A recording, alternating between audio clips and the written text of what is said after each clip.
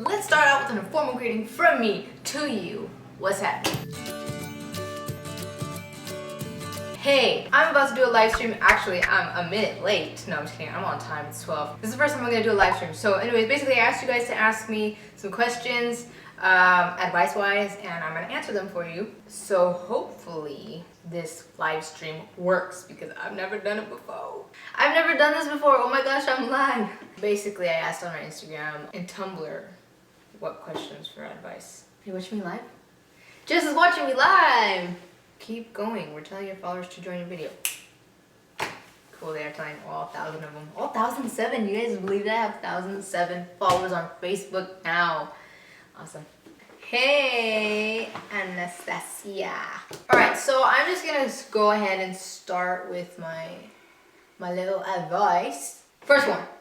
How's life? Life is great. You know, life has its ups and downs, and I mean, it's like usual. Like everybody, you know, everybody has their ups and their downs. Sometimes it's gonna be great, sometimes it's gonna be awesome, sometimes it's gonna be really crappy, and sometimes it's gonna be in the middle. And I think I've gone through all of those emotions recently, so I'm pulling through. In a nutshell, right now, I say life is well. I'm reevaluating a lot of things, and I'm trying to just do better. There's a baby lizard! Advice on getting through final year of university. Well, I didn't go to university, so I don't know if I can give you the best advice. I think, I mean, you just gotta be good. Just gotta stick to it. You just gotta get through it. No matter what happens, no matter the highs and lows, you gotta keep doing it. You gotta keep going, push through. There's not much you can do other than just move forward, keep going. Any advice on long distance relationships? My #1 advice all the time is communication, dedication, effort. It's gonna take double the effort that it will take, double the amount of dedication, communication, effort than it will be when you guys are together. Because being apart, you have no physical connection. You know, you can't be there for certain events. You can't be there for certain things, birthdays, all that stuff. It's really hard. If she's hurt or if she's having a bad day, you know, you can only resort to such little things like communication through the phone or FaceTime, Skype, whatever it is. You just don't have the same access as somebody who is in a relationship in the same state, not a huge amount of miles apart. So that's one thing that I can say. Never go to bed upset. That is so important. Never go to bed sad, mad, or anything other than happy. That's the one thing I would have to say. It's just exhausting to have to work on things the next day when you guys are far apart because you can't fix it right then and there. There's a lot of understanding that has to go on in between that, and just, you know, just in general, keep it alive. Don't stop doing the little things that you used to do in the beginning, because trust me, if you stop and then people are not going to remember always to do that stuff, but if you do stop and you go back, you'd be surprised at how sweet the feeling is. You need something to keep you guys looking forward to the future. I mean, if you have no intentions of moving together or whatever it is, or when to see each other, like, it's really hard to keep that alive, but it's possible. And a lot of people will say it's not possible, but it is possible. Try, if you can, to see each other, to set up a date when you guys are going to see each other, so that you guys are looking forward to that kind of stuff. How to control your jealousy. You know, that's kind of funny because I'm a very jealous person. I am a very jealous person. My girlfriend is super jealous too, so it's kind of hard to answer this question when I don't know how to control my jealousy. The one thing that I've noticed the most is that communication when you're feeling that way is one thing that helps so much. Because if you have two jealous people here, take for example me and the love of my life, when one of us gets mad or jealous or whatever it is, and then you just turn like super Dr. Evil to the other person because you just don't want to talk because you're really freaking pissed off or you're angry and you just, you know, I'm over it, like I don't want to talk about it right now. It just brings more tension. I've noticed. I don't know, everybody's different, but you get more tension in between the two of you. And I've noticed that when I talk things out and when the other person, like let's say I'm jealous, my girlfriend is like, okay, you know, well, why are you jealous? Like, we talk things out. When you talk things out, I figured me as myself, the way that I feel better is when she talks to me about things, or when she calms me down, you know what I'm saying? So I've tried the whole thing of like, oh, but at the end of the day, who does she come home to, you know what I mean? And that's true, but to me that doesn't calm me down. That doesn't make me feel any better. It doesn't make me feel that sense of peace or anything like that. Like, it just, I don't know, I just feel like talking things out has been what helps me the most. What doesn't help me is she gets super pissed at me for being jealous when I can't help it. That's just how I am. So everybody has their way of, you know, working things out. I don't know what works for you. You just gotta kind of figure that out. What works for you, what doesn't work for you. You know, maybe talking to your your significant other about it would help, because then you guys can come to an agreement, and then now when she gets jealous, then you will figure out what to do when she's jealous, or when you get jealous, then she should know what to do when you're jealous. Saludos desde Laredo, Texas. Hello. Thanks for your advice. Thank you, Tina, for thanking me. Thanks for joining and deciding to leave a comment. How do we interpret mixed signals? Well, that's kind of hard to answer because I don't know what kind of mixed signals they're getting. That can be a lot of things.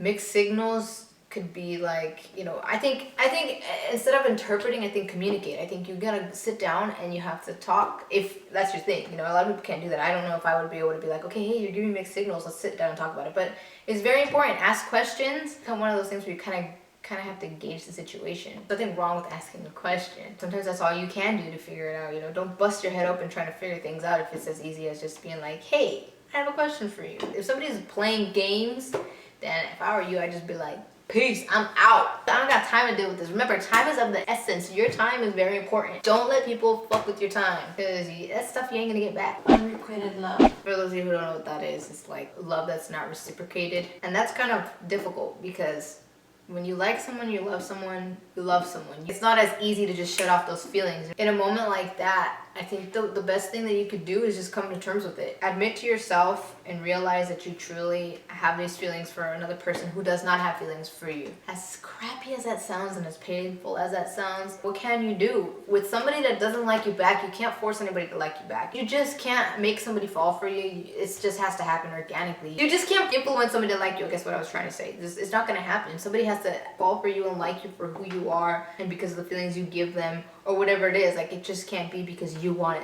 them to like you. Second, I feel like once you realize that, you slowly come to terms with the fact that you're not going to be able to be with that person. Know that through this process it's going to hurt, but it's okay to hurt, because that just means you're healing. Anybody who has a heart and likes somebody and feels sadness and pain, you know, that's a human emotion. It's a human emotion. You have to go through it. You can't just block it out, because the more you block it out, the more it's going to stay, the more it may even grow. So just come to terms with that. You just have to go with the blows of life. Like, you just have to deal with the pain, and you have to move forward, and you have to realize that there's people out there that want to be loved the same way, and that you're going to find someone.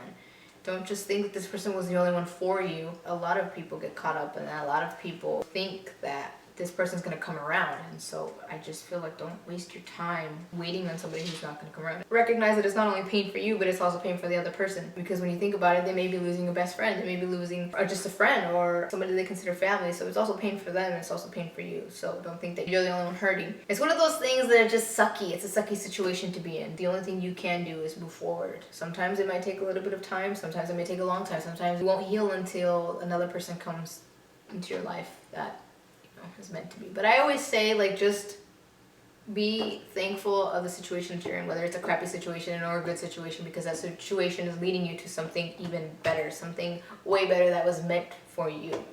So I think if you keep that in mind, then you'll know, you know, there's a lot better to come. How can I explain to people that there's nothing going on with me and my gay friend? Just because she's a girl doesn't mean that she's into me. I think it's something where a lot of people that don't know about the LGBTQ plus community and they stereotype everything, because I know a lot of people are like I get a question a lot of times where they're like, I'm in the girls' gym, or I'm undressing for PE or whatever, and I like look at somebody and they automatically think I like them because I'm gay. But it's not like that. It's like, hello, don't be so flattered.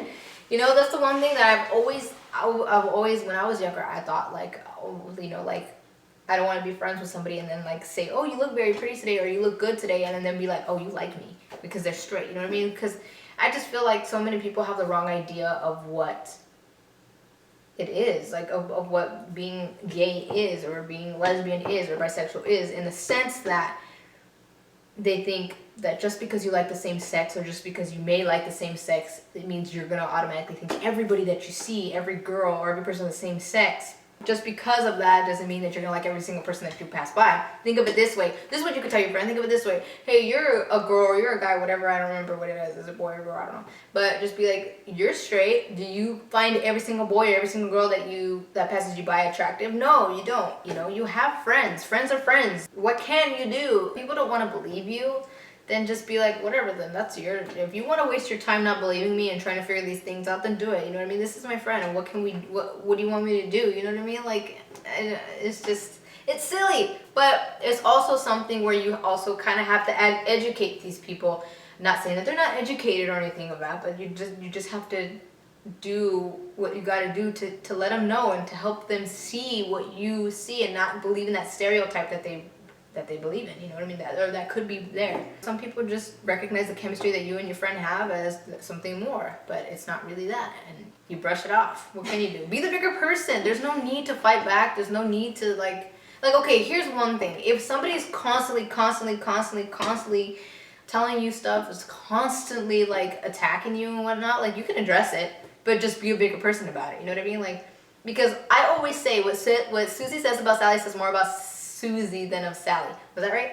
What Susie says about Sally says more about Susie than of Sally, right? Because like the person that's talking shit, throwing shade, it says more about them than it does about whatever the shade they're throwing at says about you. It doesn't make sense, but you know what I'm saying. Like, there's no point in fighting hate with more hate. So I would just say there are instances when you are going to have to address something that's going on, when you are going to have to say something to somebody to shut them up or whatever it is, but there's always a kind way to say it. There's always a good way to say it. There's always a positive way to say it. There's always a better form of saying something or doing something than stooping down to a level and doing the same thing. Because this world is already cruel enough. We don't need more of it, you know? If somebody wants to hate on you, if somebody wants to throw shade at you and be that kind of person, let them be that kind of person. But don't be that kind of person back. Don't be that kind of person, period. Like I said, there are some times when they're, you know, when it's acceptable or whatever it is, or whenever you have nothing left to say but to really shut them up. But if you're that kind of person that you like to, not instigate, but like say things back, or, you know, be whatever you want to be, like stay true to yourself. If that's you and you like to like throw shade back, then, you know, that's you. But my advice would just be the bigger person and don't stoop down to the level, you know. But I understand that there are going to be times when you're just like, man, you know what, you little punk, I ain't fucking with you. And then you just let one on them. That's all I gotta say. And there you go. Thank you so much for those that came on and were on the live stream with me. Thank you so much for asking me your question. I know today was very rocky, but you gotta start somewhere, right? I'm pretty sure next time that we do this, it's gonna be great. But I want you to do something for me. I know that it's kind of hard to always be able to make it to a live stream because everybody's on a different time schedule and whatnot. So if you have a suggestion for me, I want to know when the best day, Monday, Tuesday, Wednesday, Thursday, Friday, Saturday, Sunday, what time would be best for you. So please do me a favor and comment down below so I can figure that out. And yeah, I would really like it if you would join me next time so that you guys can come on and ask for my advice or whatnot. Thank you so much for watching this video. I hope that any advice that I was given today was able to help you in some way, or maybe help somebody else. Thank you so much for watching me. I will see you next time. If you like these, please show that like button, a little bit of romance. If you're not subscribed, please do me a big old favor if you'd like, and give that subscribe button a little love tap. Please don't forget to show all of my social medias a little bit of affection with a follow. And if there's one thing I want to call to mind, there are actually 3. No matter the highs and lows, always be sure, always be certain to do good, be grateful, and stay humble. I'll see you next video.